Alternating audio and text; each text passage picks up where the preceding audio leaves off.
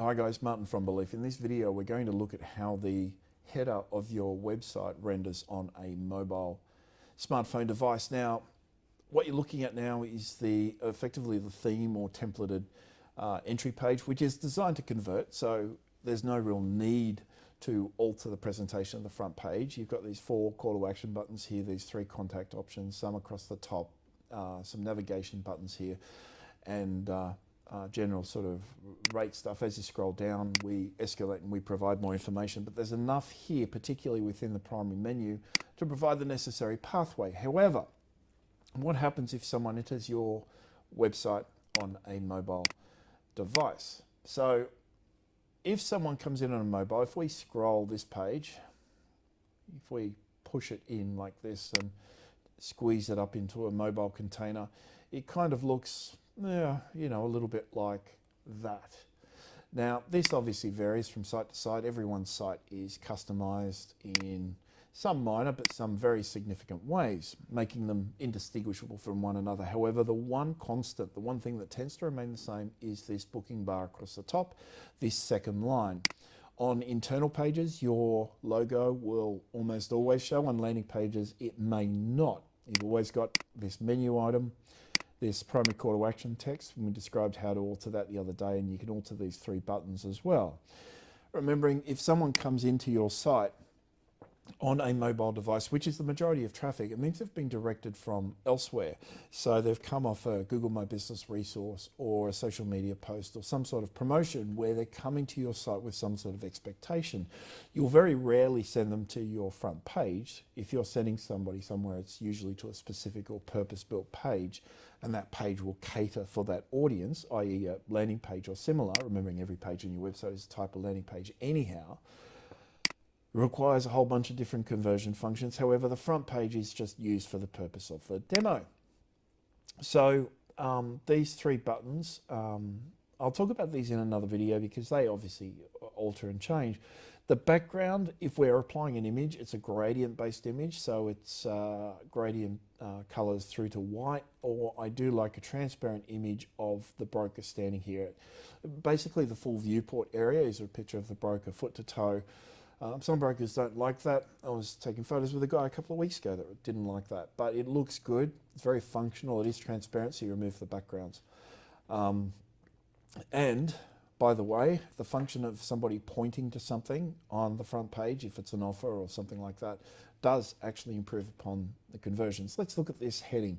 Sorry, this header, the floating header. As I scroll down, that second grey bar disappears.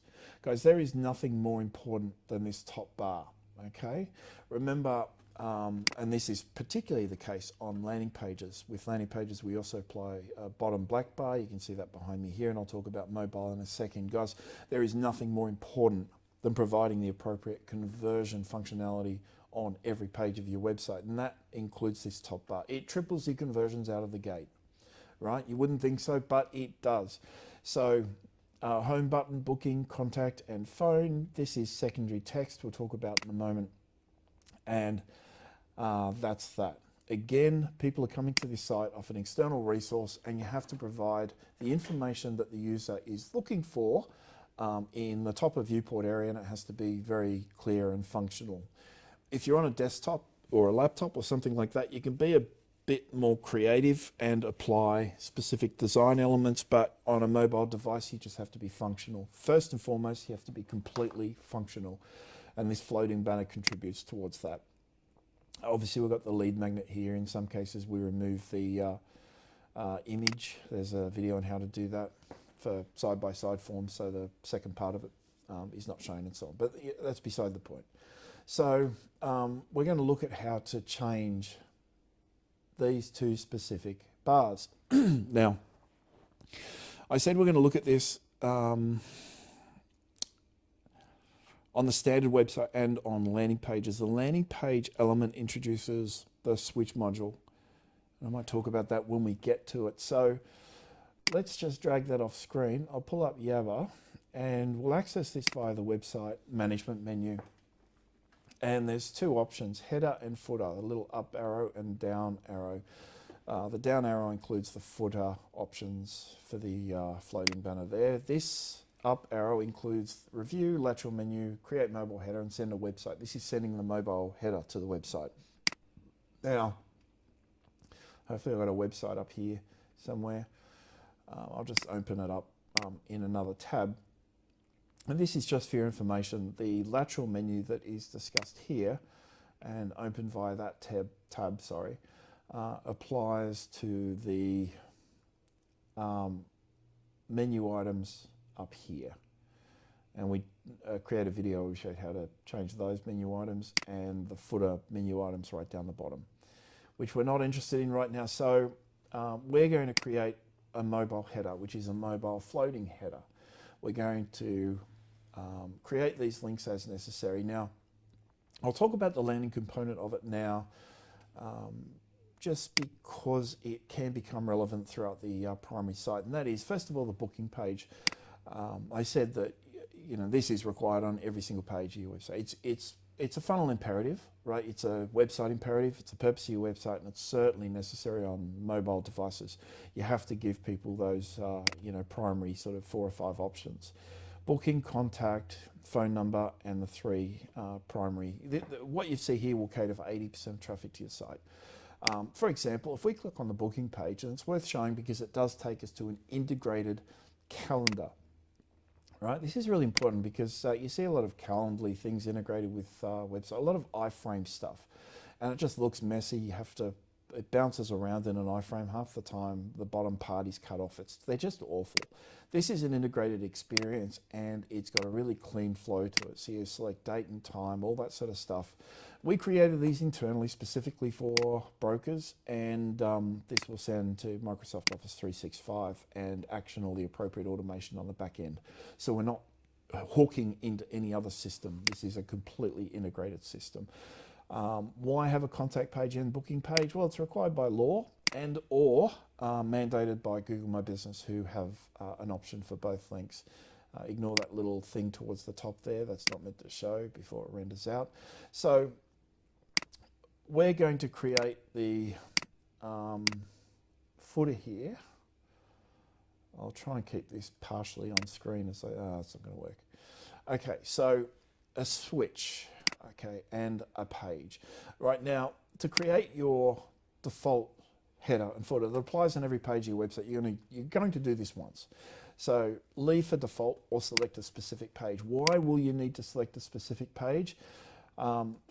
Including landing pages, which is important. It's if a broker takes carriage of a campaign. So it's their promotion. They've got their funnel running just sort of within your digital architecture. So their campaign, their details, which makes sense. So you may assign a specific header just to a landing page that they have taken carriage of. And then they're fully branded and all their details are returned to a user. In most cases, though, we're just going to leave it as default. I think as your marketing matures, you develop different things, you pick up more brokers, and as your organization grows, you'll certainly have a need for that. Okay, where do we send this home link? This is the home link here.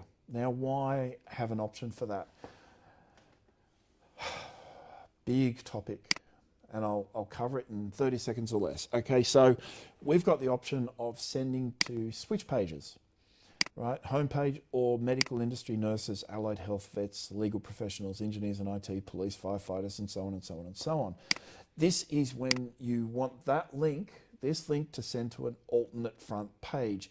Now, if that link is created to an alternate front page, it will remain that user's front page. When does it become relevant? When the landing page or page is specific to a specific industry.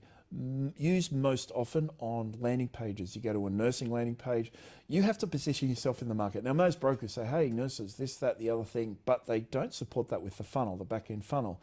And that is none of their communication that sends a user back to your website, which is obviously imperative. It doesn't showcase that you're positioned in a certain way. However, with this website, if you register someone as a doctor in the system, they're only going to see a doctor front page.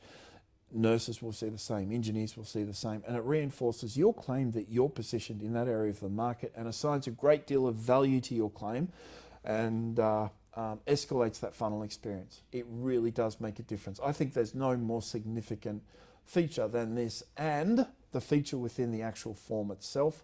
On all landing pages, by the way, any landing page that is not a landing page form, but on any landing page, when a user subscribes to something, that will also action an optional switch. So if it's a form that relates to nurses or doctors or something else, that's another way of telling the system, hey, switch this individual over to this page. And yeah, it's if you're going to position yourself in the market in any way, particularly via paid promotion, you need to support that in real world ways. You need to actually support that beyond making the silly claim on your landing page. It's just how the world works. The ad does it, great. The ad filters your audience. It's a way of qualification, if you like. The landing page does it further, further qualifies the audience. If you know they're a nurse, you never have to ask any other questions. If you know they're a nurse, you know what they earn, you know what they make, you're able to resolve the state automatically. There's a whole bunch of what ifs around this and different little pieces of landing attributes, but you certainly don't need to ask questions. But when they submit to whatever form they're subscribing to of any type, it will action that switch. And that switch then creates the front landing page and changes any internal resources. So now your website is a website for nurses, a website for doctors and so on. It is vital. We see tremendous results off the back of that. It's not guesswork. Obviously our guys are doing it every day. You can select an optional booking page. So this booking link here and the contact link can obviously be customized to a specific broker, and the phone number. Let's select from the phone number, let's select 1300 235 433, which is our office line number.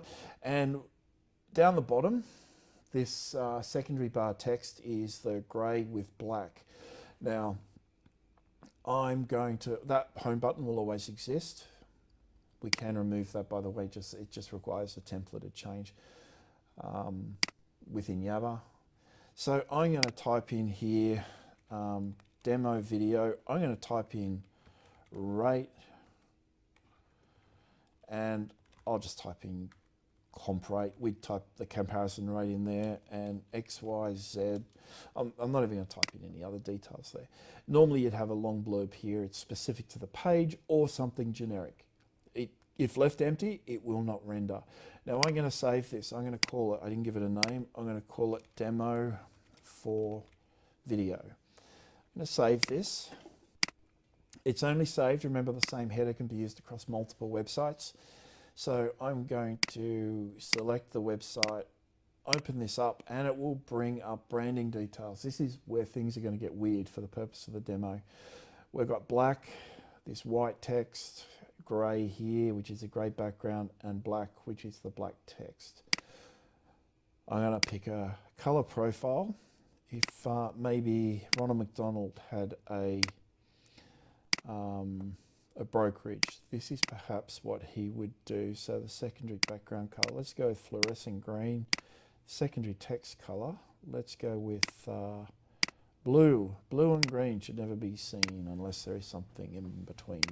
So, okay, they're ridiculous colours, but at least you'll see them applied on the page. So Believe Business, these values are retrieved directly from your website, from the Elementor global options. You can actually update these separately on the Elementor page, but they're filtered for the purpose of this particular feature and a whole bunch of other features that use Elementor global colors. I'm going to hit save there, green button, it becomes live on the website straight away. Okay, like I said, it's going to get weird.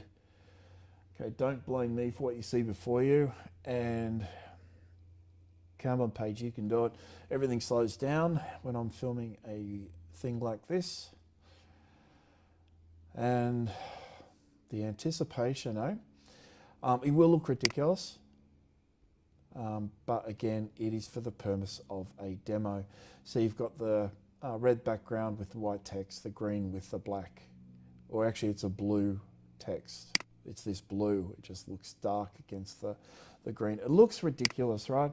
But you'll create, your own branding, your own style, you'll apply it in your own way, and I do like, at a minimum, I guess, the red to be altered. I do like a dark color because it tends to frame the page, particularly in landing pages, and white as the text. All right, so I'm going to drag that aside. I'm going to change that back to something just really boring, just for the sake of it, because I can't handle seeing that. Even though it's a demo, I will come back to that. That'll be applied to the dev site, and that'll just irritate me. So I'm just going to refresh that once more. It's this easy to make changes, and it's this easy to make changes everywhere on the site. So I'm going to flick that back, and we're going to have a quick look, very quick look at the landing page. Now, while this is happening, every single page on your website is a type of landing page, okay? Every single page on your website is a potential organic entry point from anywhere. So landing pages are purpose-built landing pages. All right, landing pages are designed specifically to, that's not good. The landing pages are specifically designed with conversion-focused objectives off the tail end of paid promotion. They are designed in a specific manner. They meet, well, they don't just meet, but they exceed compliance obligations, and they perform a certain function. The form that's applied in here will action conditional redirects. A lot happens, and it will create a switch. It will action the automation. It'll set up voice drops and email and SMS messages. It'll send through to Planner, through to your CRM. All sorts of things will apply. One single lead can, it has an impact on so many different things.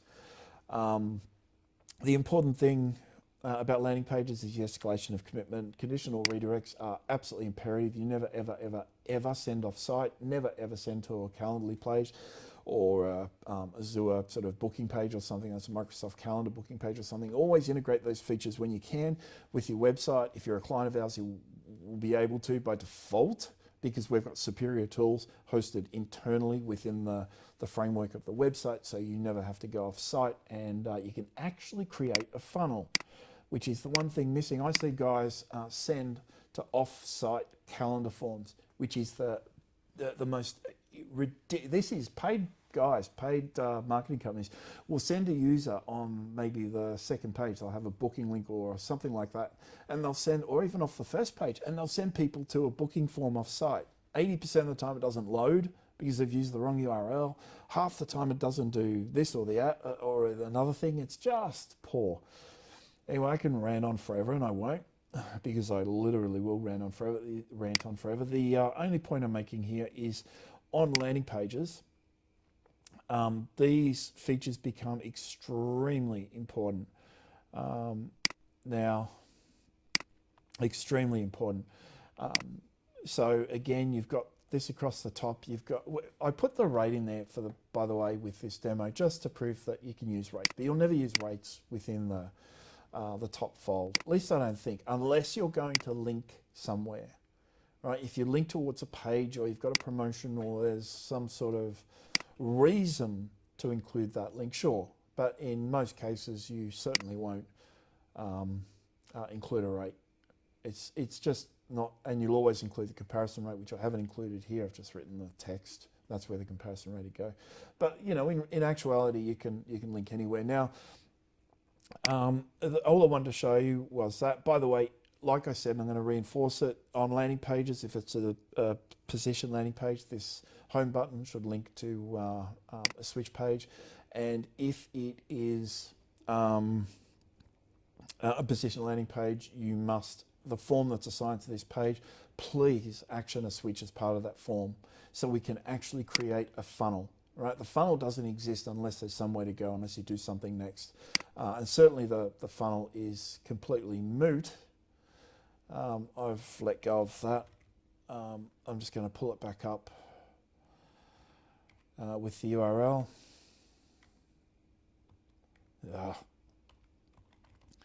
And this is just a nulled landing page. The landing page as it applies in Yabra is really interesting, because for all Yabra pages, for all our turnkey sort of automated solutions, it's all assigned to one page. Like, there's only ever one page on your site that deals with all our pages, and it could be 3 million pages, but there's one page on the site that deals with that. For all your purpose-built landing pages, they're individual pages that you create. Now, okay, what was I ranting on about? Yeah, all I wanted to show was down the bottom here. This becomes important as well on landing pages, and this is the footer here. Contact us and learn more, fill out form. On the entry page, it will always show fill out form, or if there's a form on the page, it will automatically show fill out form. I've given probably 200 examples of cases where there's a button saying contact us or fill out form or do this or do that or whatever, and it doesn't link anywhere. Now we just automate that. So you stick a form on the page and everything will automatically link to it. It's absolutely foolproof, it's bulletproof. So look, that's that. The functionality via this mobile header is incredibly good. We suggest you use it and leverage it, take advantage of it, customize it, certainly brand it as you would everything else. Be mindful of consumer trends, news cycles and so on. So if there's a rate change, you might change this globally to a page that showcases certain types of information relating to the rate change, or blog post, whatever, because a user will see that when they enter your site on any page. So consider it a primary asset to direct or manufacture the preferred pathway through the site, and that's used in company with a whole bunch of other assets. I've gone on for long enough, guys. There's a lot to this, but I've gone over most of what you need to know, certainly for starters. You can contact me or call me at any time on 0400 777 300. Our office number 1300 235 433. That's 1300 Belief, and our website at beliefmedia.com.au. Thanks, guys. Bye bye.